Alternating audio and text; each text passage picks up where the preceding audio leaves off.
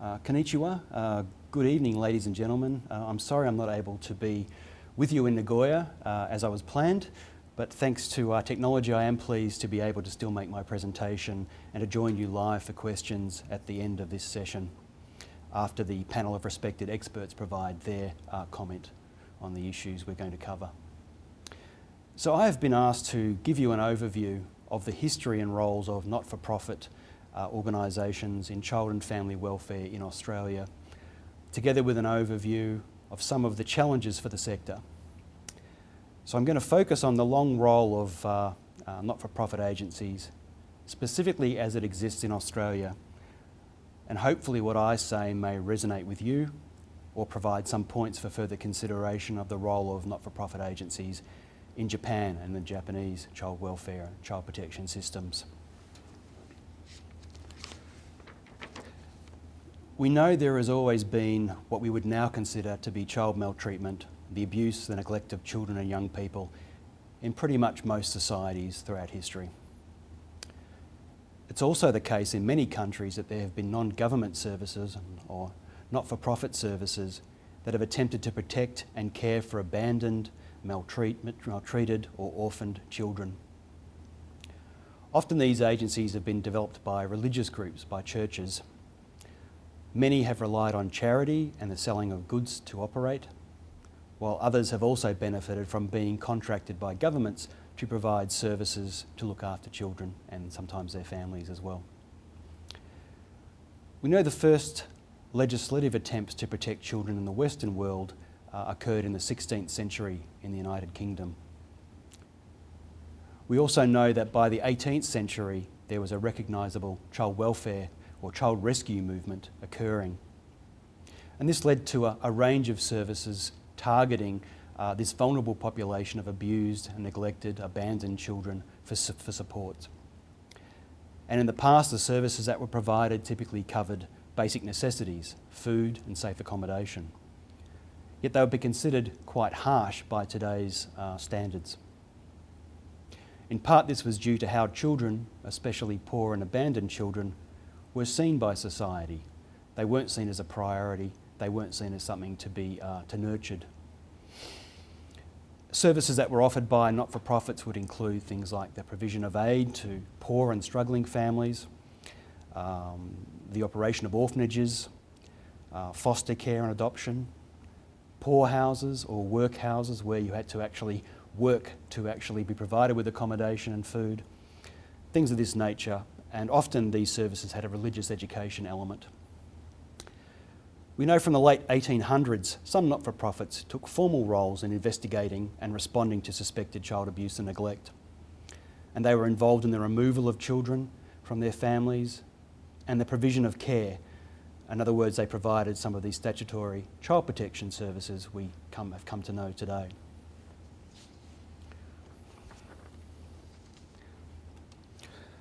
I'll just provide you with a brief summary of child and family support in Australia.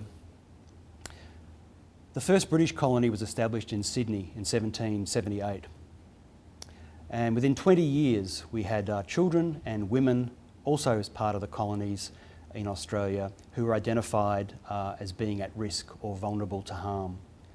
We had child welfare concerns identified by 1795, and the first orphanage developed on Norfolk Island, which was in fact one of the harshest colonies in Australia at that time. And that service was run by Christian not-for-profit agencies.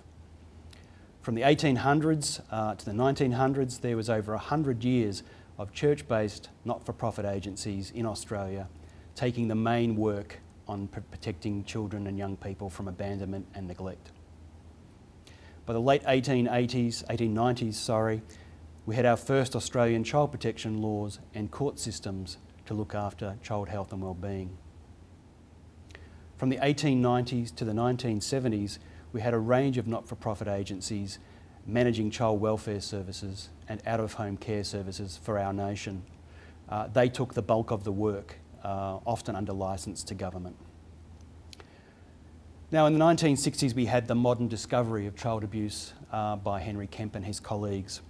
And that led in Australia in the 1970s to the first government child protection services those services that are associated with the investigation of suspected child abuse and neglect, the substantiation of concerns, the removal of children, and case management functions.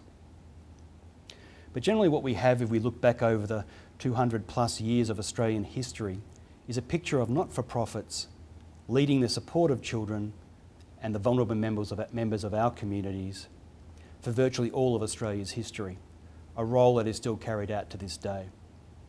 So what does that role look like? How are not-for-profits organised? And look, we have to make it clear that not-for-profits vary quite dramatically in the Australian landscape.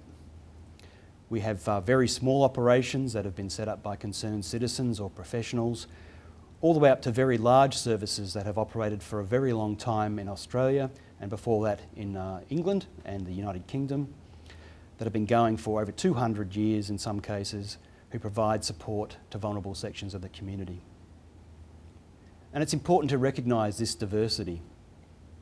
There are these big, mainly church-based family support agencies that have supported children and families for well over 100, almost 200 years in some cases.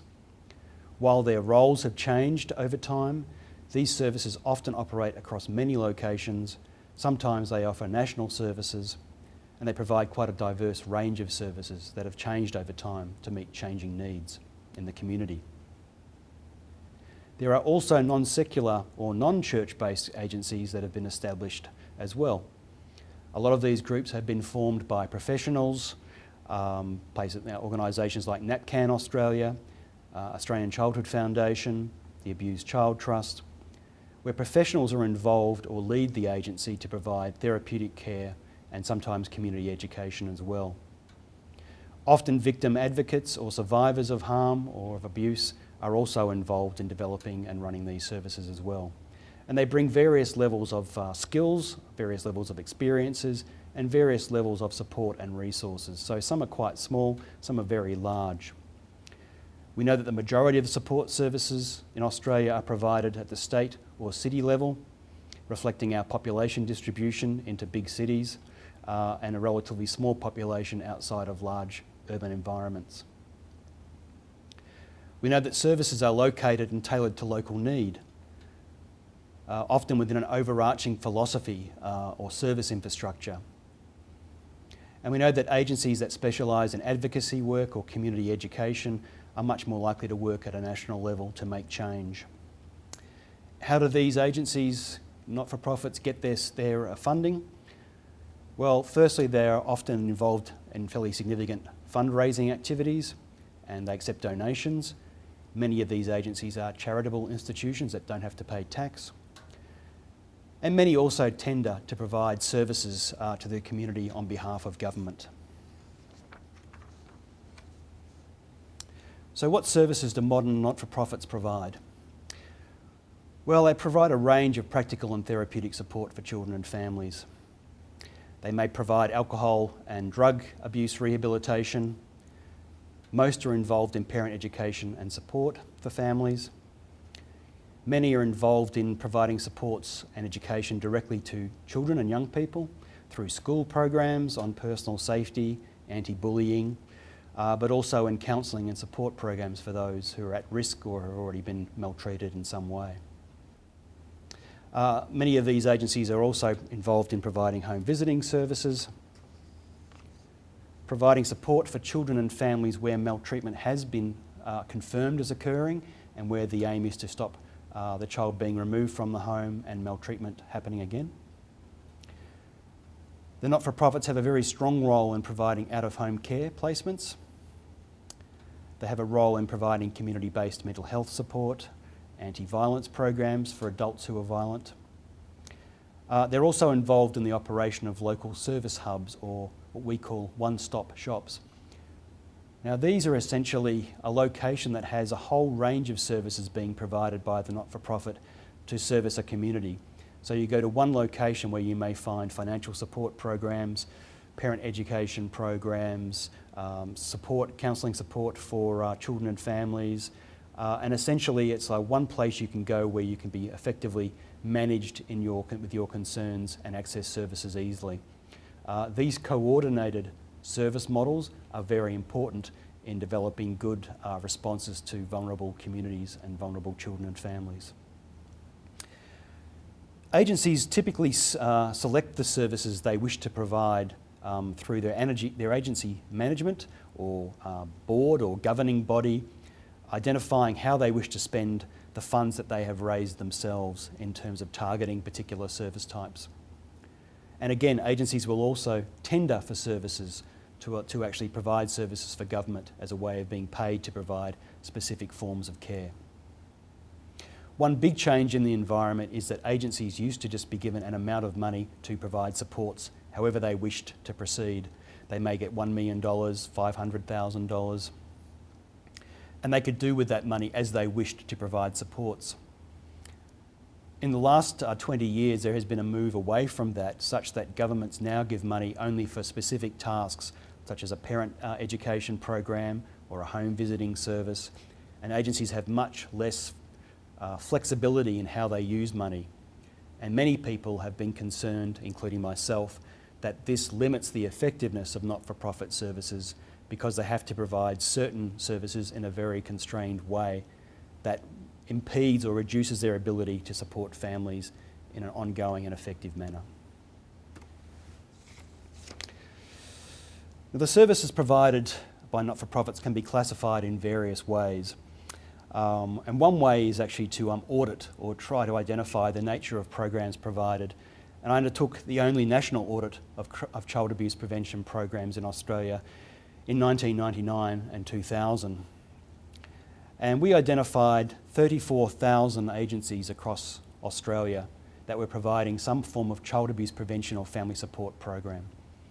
And we sent a questionnaire to all those agencies, and we managed to get a response on 1,814 individual programs, effectively a response rate of about 5%, which was pretty good. It wasn't great, but it was pretty good and gave us a lot of information from which to assess what sort of programs were being provided in Australia. And what this table shows is that the vast majority of programs, almost half, provided by not-for-profits and the sector as a whole, are family support programs. Therapeutic and financial, practical supports are provided to families to help them to do a better job of raising their children and to survive in our community. We also see that almost 19% of programs were called child-focused programs.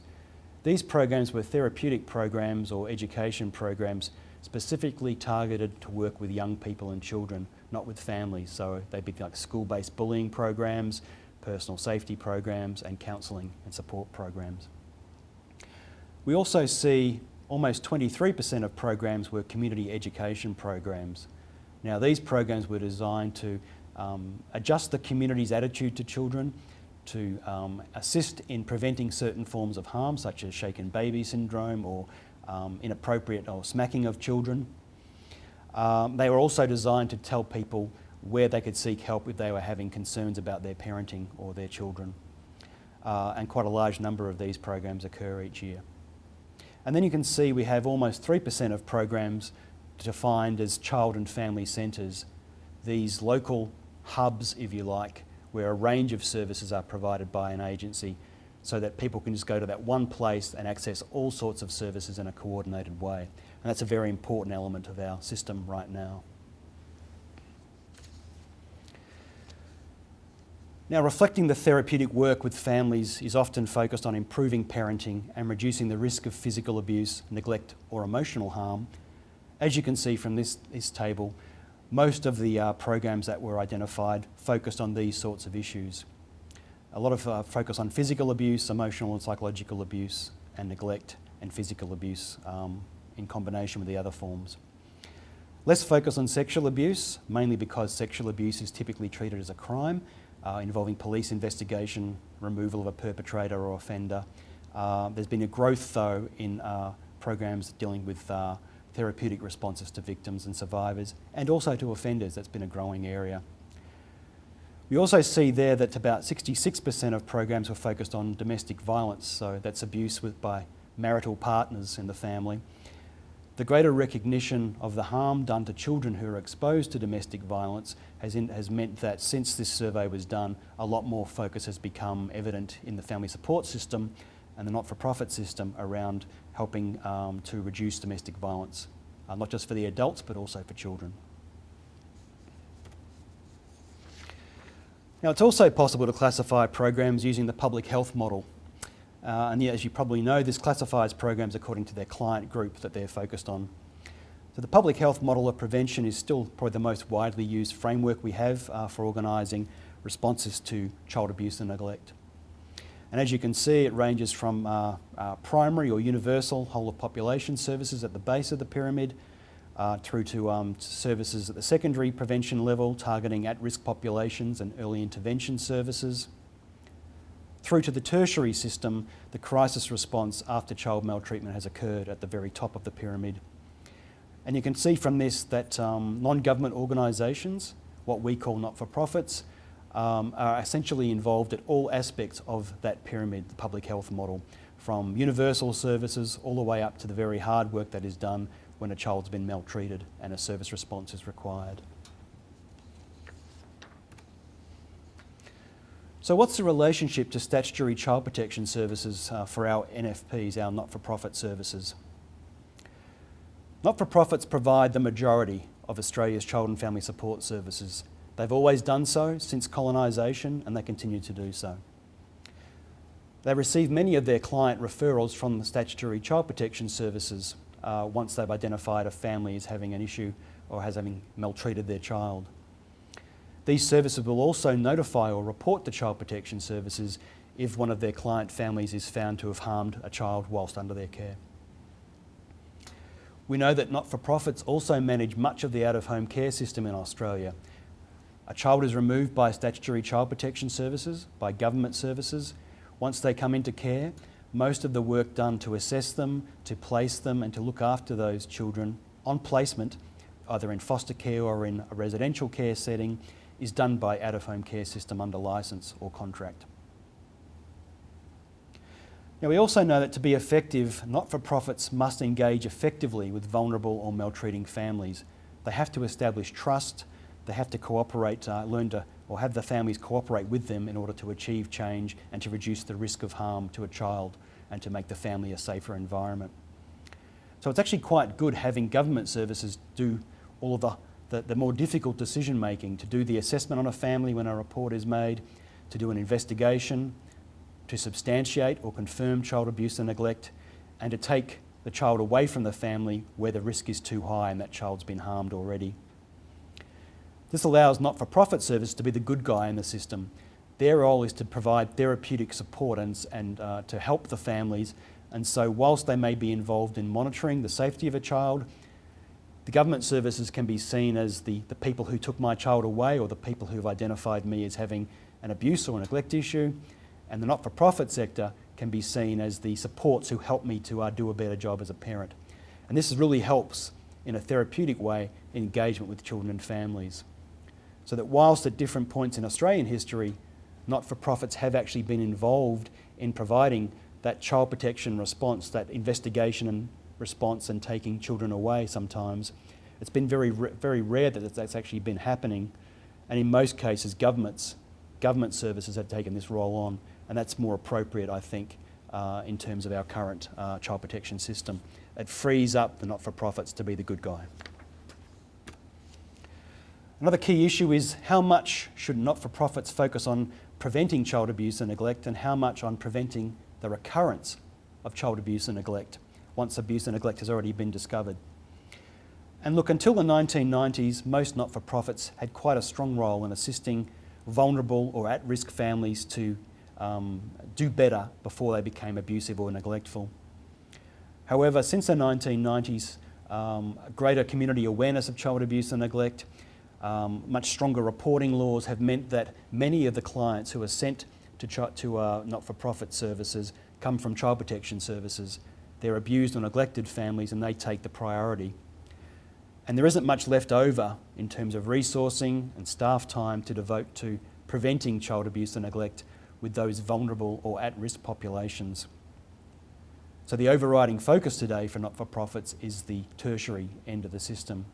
And this is a problem because what we want to do is, where we know the best evidence is actually in preventing child abuse and neglect in the first place. So we actually want our not-for-profits to reorient themselves towards a preventative focus. But at the moment, Australia is struggling with that, and the resources are heading towards the tertiary end of the system. And it's a problem which we have to address. Some governments are doing better than others at addressing that problem and refocusing on prevention. Another role I was asked to talk about was the role of not-for-profits on advocating and leading change. Now, not-for-profits have a very effective voice. They're quite a large part, a significant part of our child welfare systems. There are many peak bodies that have been formed that represent these services, and they have quite a strong voice with government in helping to shape service provision. They're always consulted when key changes in policy or legislation are happening, and therefore they can influence how things get done, and that is an important voice to have. Some governments have found their advocacy role quite difficult to deal with and have tried to have that advocacy role silenced. And this has been achieved by threatening not-for-profit services funding from governments, essentially saying you cannot advocate whilst you're receiving monies from us in this area. Most governments have now moved away from that approach and are taking a view that agencies can and should advocate, but they still try to keep government money away from that advocacy role that's seen as a conflict of interest. But it still happens. The agencies are advocating. They are a strong voice for change in our system. From things like participating in child death inquiries or scandals, or when problems in systems are identified, not-for-profits are always a voice there trying to give their perspective on what needs to happen to improve things. They're also involved in using media campaigns to actually to force change. Things like introducing mandatory reporting was led by a role of a number of not-for-profit agencies in the 1990s in Victoria, one of our provinces. Another key issue we've got to talk about, I think, is the importance of an evidence base. Now, we know that health and medicine have really good evidence bases for the things they do. We also know that social sciences in general, but also child welfare and family support, the evidence base is nowhere near as strong, which makes it difficult to work out what we should be doing to assist families and their children.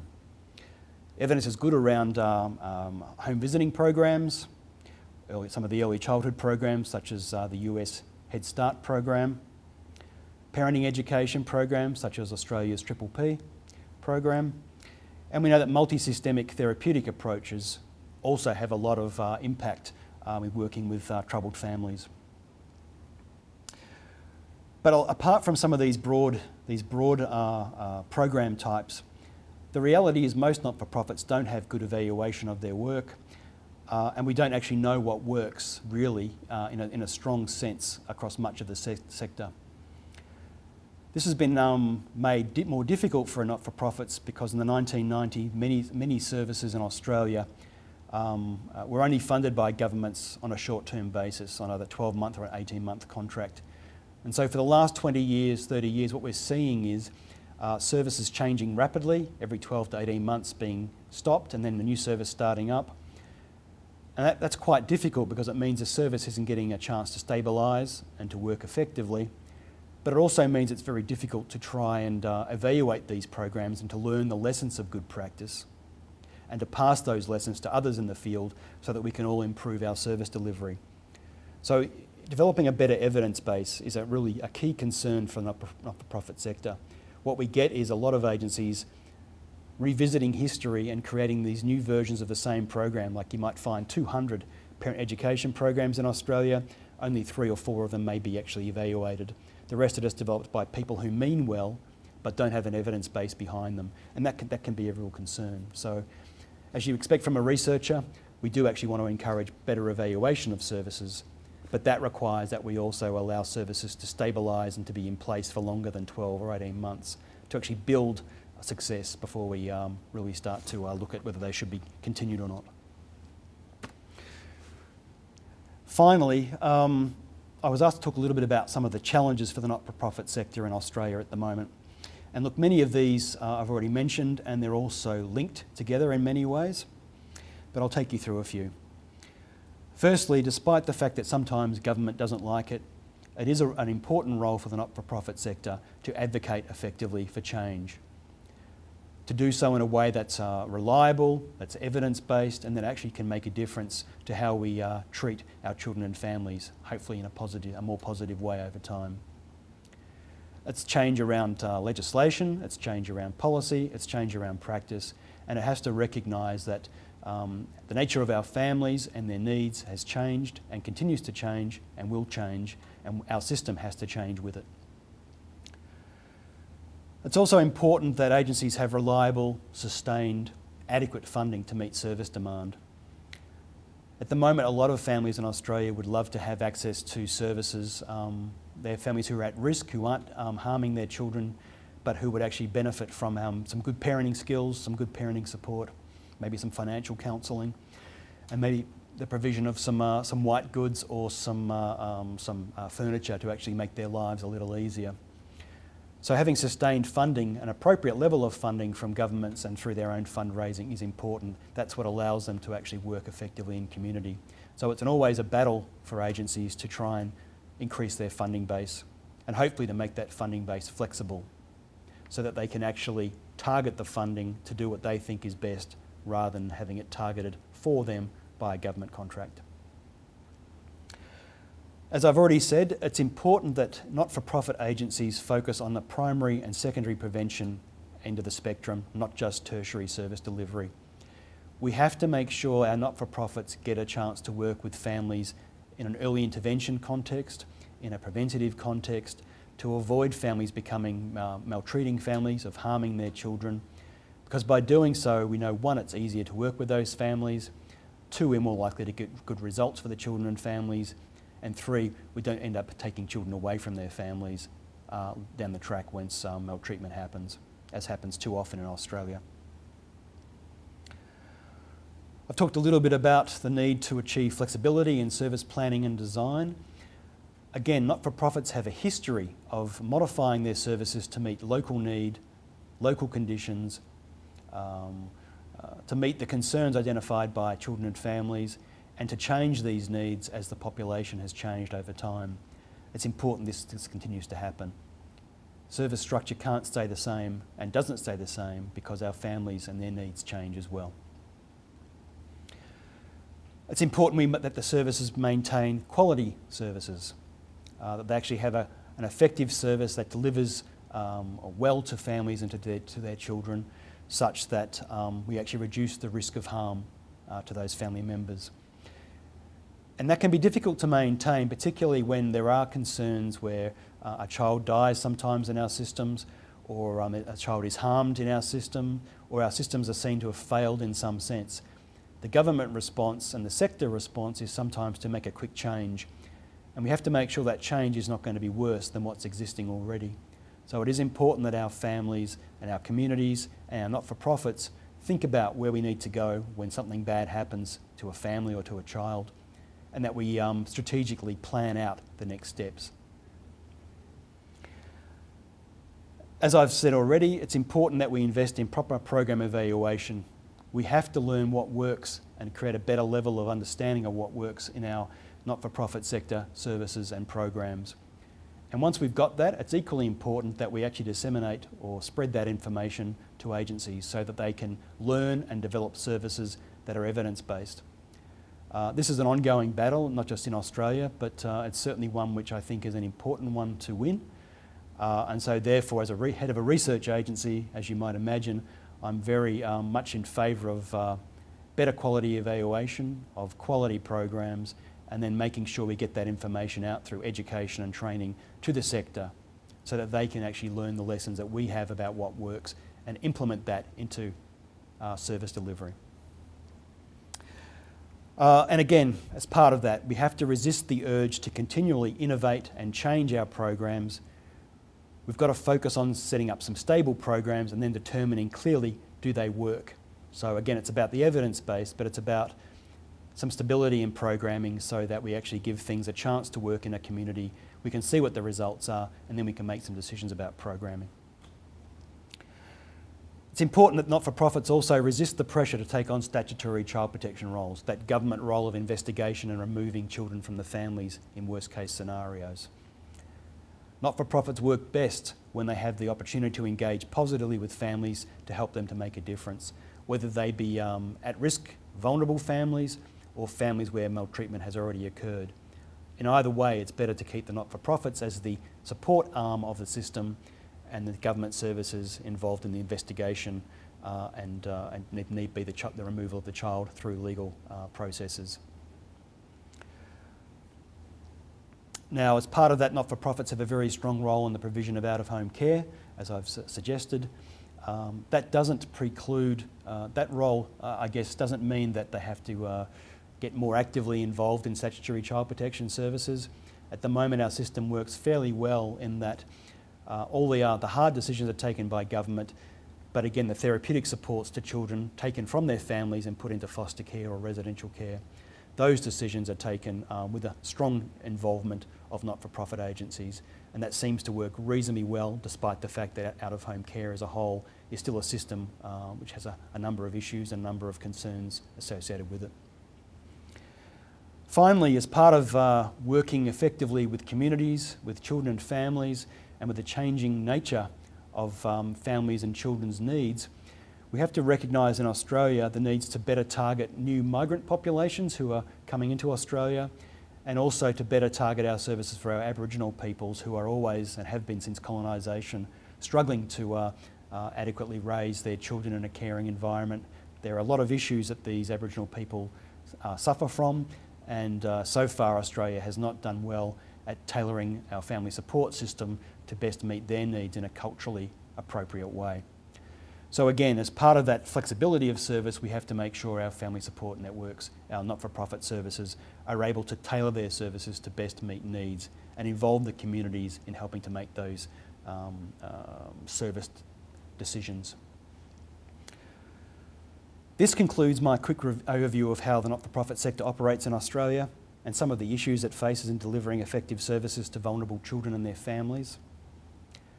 The sector has always played a key role in our child welfare and child protection systems, and I expect it will continue to do so, even as the system changes to meet the changing needs of children, families and community at large. I hope I've provided you with some useful insights, and I'm pleased to be able to join you for questions later in the session. Arigato.